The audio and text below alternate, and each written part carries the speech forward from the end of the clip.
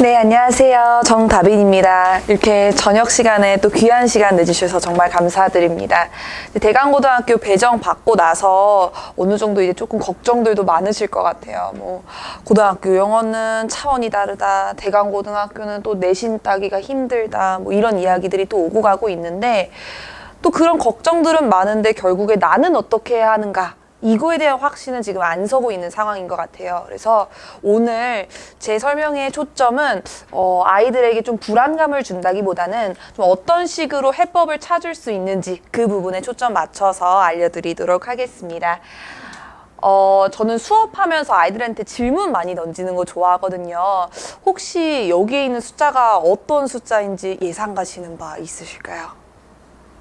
혹시 어떤 숫자인 것 같으세요? 제 월급. 이면 좋겠지만 아쉽게도 제 3년 동안의 고등학교 내신 등급입니다. 지금 보시면 제가 처음 시험 때 정말 열심히 공부했었거든요. 근데 4등급이라는 등급을 받고 나서 집에 가서 정말 많이 울었던 것 같아요. 고등학교 내신에서는 어떤 게 가장 중요할까요? 성실함? 근데 고등학교잖아요. 애들 전부 다 열심히 공부해요. 우리는 성실함뿐만 아니라 어떤 것들을 갖춰져 있어야 하냐면 방향성, 관역이 중요하다라는 거예요. 활을 쏠 때 관역을 보고 당겨야 적중을 할 수 있잖아요.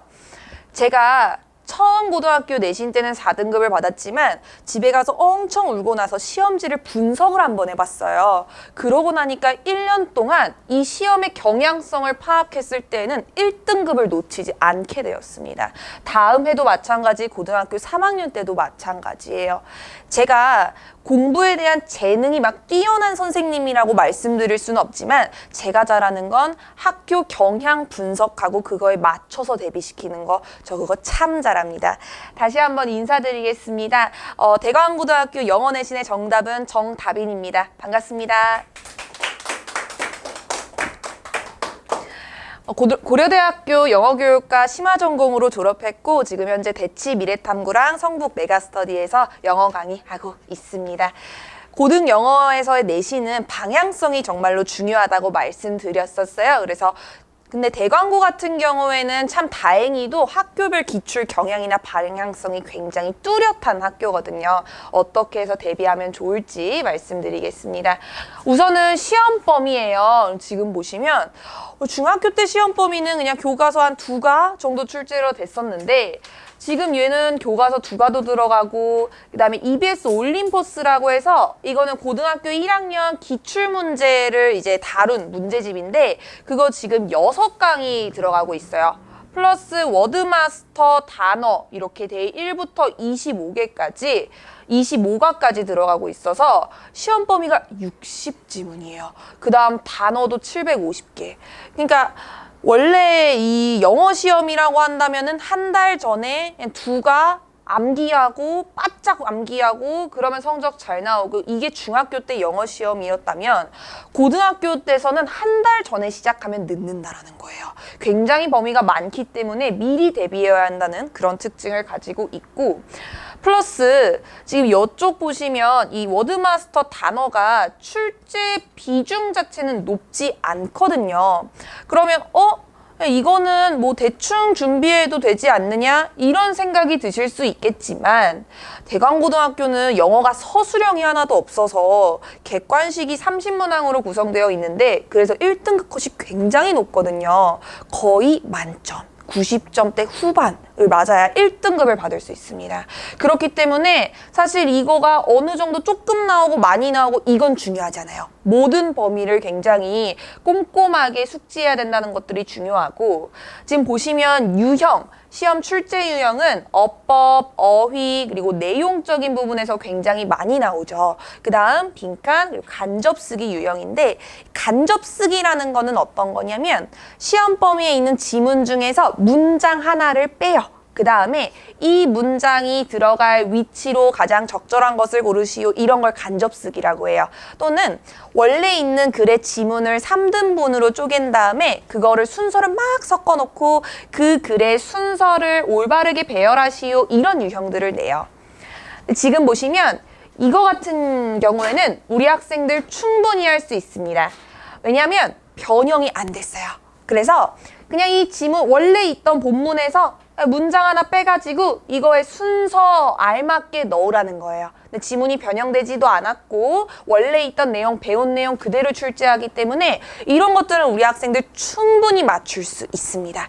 범위가 조금 많아서 그렇지 이런 것들이 난이도적으로 어렵진 않아요. 근데 아까 유형 살펴봤을 때 이 유형만 나오는 건 아니잖아요. 간접 쓰기뿐만 아니라 내용적인 측면들도 나오는데 그런 것들 문제 어떻게 나오는지 한번 보여드리면 지금 여기 부분도 지문에 있는 변형은 없거든요. 그런데 내용 일치 불일치 유형이잖아요. 그럼 선지는 사실 처음 보는 유형의 선지가 나온다는 거죠. 그러니까 사실은 관건은 이 지문이 변형됐냐 안 됐냐 이게 아니라 여기에 있는 선지들을 똑바로 해석할 수 있느냐 여기에 관건이 달려있는 거예요. 그러니까 내용을 숙지하는 것뿐만 아니라 여기에 있는 긴 선지들을 정확하게 읽고 해석해서 이 본문의 내용과 맞는지 틀리는지 이런 것들을 분석하는 것들이 필요합니다.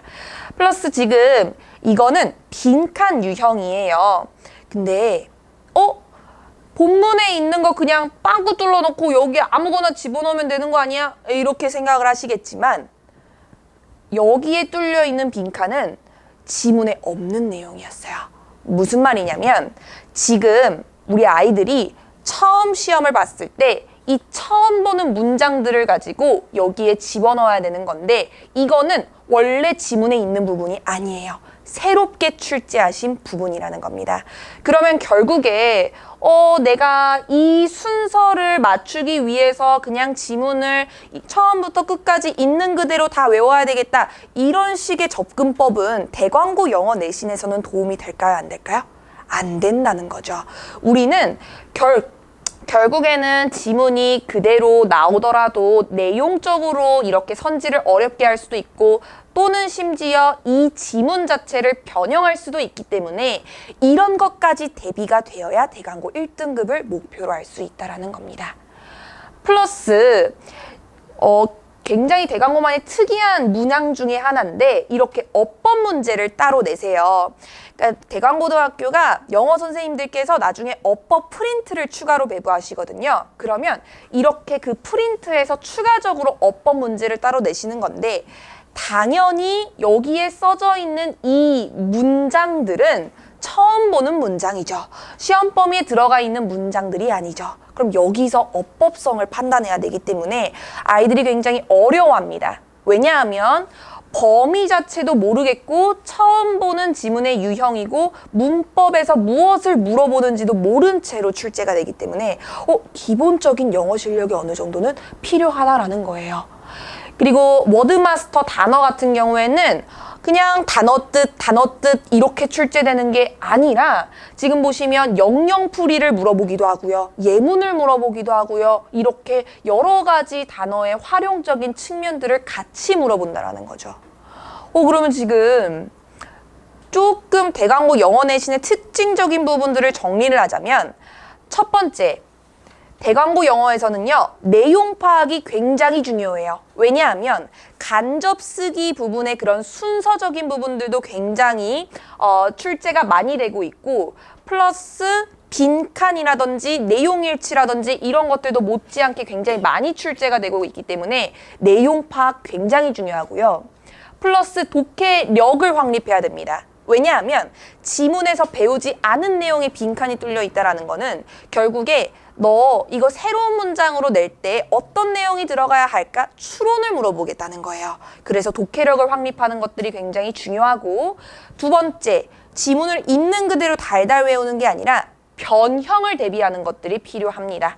그래서 연습은 실전처럼 진행을 하면서 그냥 배운 내용 바탕으로 해서 쭈르륵 푸는 게 아니라 변형에 익숙해질 줄 알아야 돼요. 대강고 영어가 변형이 된다는 걸 분명히 인지하고 미리부터 연습이 필요하다는 겁니다. 세 번째, 어법과 어휘는 시험 범위가 굉장히 광대하고 활용을 묻는 쓰임들이 굉장히 여러 가지로 출제가 되기 때문에 이런 부분에서 변별력을 갖는다라는 거를 알고 계셔야 됩니다. 근데 시험 어려워 하고 끝내면 안 되죠. 저는 여기 나오신 이 분들의 자녀분들과 또 우리 아이들이 1등급 시험 정말 잘 봤으면 좋겠기 때문에 중요한 건 어떻게 대비하는 애잖아요. 내용 파악 플러스 독해력을 확립하는 거는 내용의 위계를 파악해야 돼요. 이 말이 조금 어려운데 우리 남자아이들 특히 지문에 있는 내용들을 봤을 때 선생님, 제가 이거 그냥 말로는 표현 못 하겠는데 대충 무슨 내용인지는 알겠어요. 막 이렇게 이야기하는 친구들 있잖아요. 이런 거 대광고등학교에서는 안 돼요. 이 문장이 무슨 말이야?를 정확하게 판단할 줄 알아야 됩니다. 플러스 이 지문이 지금 어떤 식으로 구성이 되어 있어? 예를 들어서 이 지문이 지금 주제 다음에는 예시문으로 구성이 되어 있는 건지 주제 다음에 그 주제를 반박하는 내용들이 구성이 되어 있는 건지 이런 것들을 알아야 어디에 빈칸이 뚫리더라도 나 지금 이거 예시 문장에 빈칸이 뚫렸네 또는 반박되는 부분에 빈칸이 뚫렸으니까 반박하는 내용을 넣어야 되겠네 이런 내용상의 위계가 파악이 되어야 된다는 거예요. 그 다음 두 번째로는 변형, 요거는 실전처럼 연습을 해줘야 됩니다. 그래서 지문이 변형이 됐을 때 이런 식으로 변형이 되는구나 이런 것들을 판단할 줄 알아야 되고 지문은 그냥 숙지했을 때 내가 단어를 위치적으로 그냥 기억하고 있지는 않는지 이 지문의 세 번째 줄의 첫 번째 단어는 이거야 이런 식으로 기억하고 있지는 않는지 지속적으로 점검을 하면서 정말 내용 이해를 하고 있는지를 판단을 해주셔야 되고 그 다음에 어법이나 어휘는 변별력이 되어 있기 때문에 이거는 시험 기간 닥쳐서 하면은 늦는다라는 말이죠. 여러 번 반복하면서 처음부터 다회독으로 복습을 해줘야 된다라는 겁니다. 그러면 우리 이 대광고고등학교 친구들이 빛나는 1등급을 받기 위해서는 어떻게 해야 되냐. 시험 범위가 굉장히 많습니다. 그래서 우리 아이들 복습광이 되어야 돼요. 까먹지 않게 복습을 많이 해줘야 되는데 처음에 풀이 2주는 기출풀이 진행함으로써 우리 대광고 기출이 어떤 식으로 출제가 되는지 한번 익혀볼 거고 그 이후에는 이제 진도를 최대한 빨리 뺄 거예요.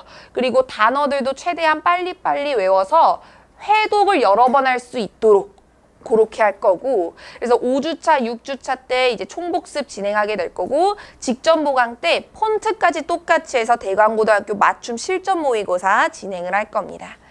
근데 커리가 이렇게 짜져 있다 한들 수업 시간에 아이들이 몰입도 있게 복습을 안 하면 다 말짱 도루묵이잖아요.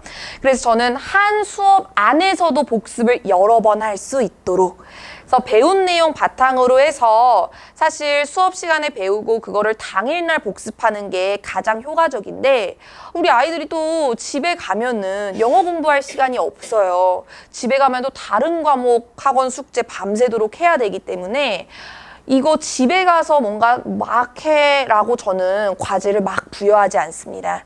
수업 시간에 끝내는 거예요. 그래서 배운 내용 바탕으로 해서 수업 후에 당일날 바로 복습 퀴즈 테스트를 보고 있고 또 그 수업을 바탕으로 해서 다음 시간에 이제 학원에 오게 되면 그거 바탕으로 해서 리뷰 테스트 진행하고 있습니다.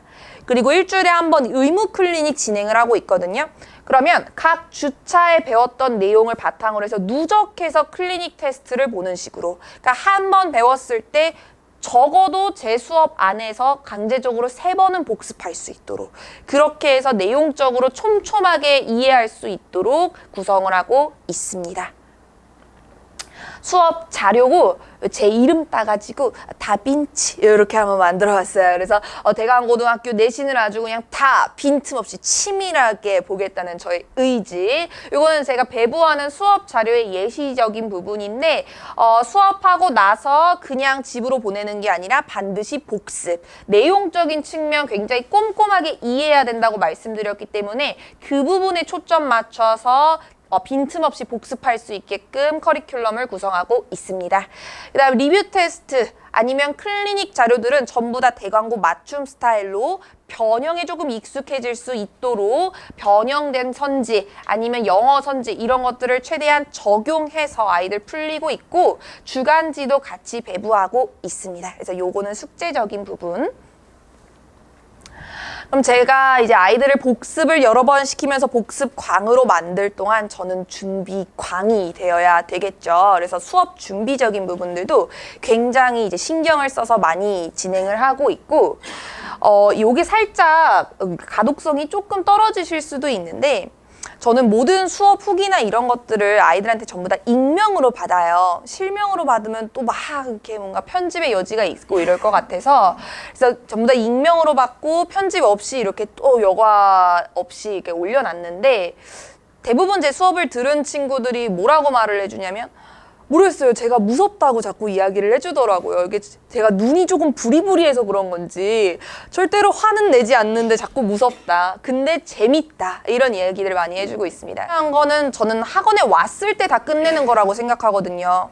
이 과제들을 집으로 다 준 다음에 너 집에서 안 해왔지. 이렇게 하는 거는 비효율적이라고 생각하고 있기 때문에 학원에서 모든 것들을 다 최대한 끝낼 수 있도록, 그리고 수업을 할 수 있다면 끝까지 집중할 수 있도록 신경 써서 지도를 하고 있고, 굉장히 몰입도 있는 수업을 위해서 준비를 철저하게 하고 있다. 이 정도만 알고 계시면 좋을 것 같습니다. 그리고 관리도 정말 철저하게 진행이 되어야 되는 부분이죠. 테스트적인 부분들 아니면 출결적인 부분들 전부 다 기록하고 있고, 조금 미흡한 것들이 있다면 빨간색으로 제가 따로 표시를 해놓고 이 빨간색이 없어질 때까지 계속해서 추적 관리를 하고 있습니다. 그리고 뭐 숙제가 밀리는 친구들이 있다면 그거는 제가 카카오톡으로 한 번씩 이렇게 하루에 한 번씩 인증을 해서 보내라 라는 식으로 해서 따로 관리를 하고 있고요. 질문들도 뭐 다른 강사들이 해주시는 것처럼 받고 있는데, 사실 대강고 내신에서는 질문을 받아주는 건 중요한 게 아니에요. 제가 좀 질문을 해야 돼요, 아이들한테. 그래서 내용적인 부분을 굉장히 꼼꼼하게 이해하는 것들이 필요하기 때문에 너 이거 제대로 이해하고 있어? 질문을 받는 것보다도 질문을 하는 게 좀 더 중요하기 때문에 제가 조금 더 궁금한 게 없는지 먼저 물어보는 식으로 지도를 하고 있고요. 내신 스케줄은 이렇게 됩니다. 그래서 목요일 그리고 토요일 날 이렇게 진행이 되고 있고, 목요일 날 클리닉 1시간은 반드시 의무적으로 진행이 된다라는 점 이렇게 안내 드립니다. 그래서 이렇게 시간 내주셔서, 귀한 시간 내주셔서 들어주시면 감사하겠고, 저랑 꼭 같이 공부해서 첫 시험 잘 봤으면 좋겠습니다. 네, 그럼 여기서 마치도록 하겠습니다. 들어주셔서 감사합니다.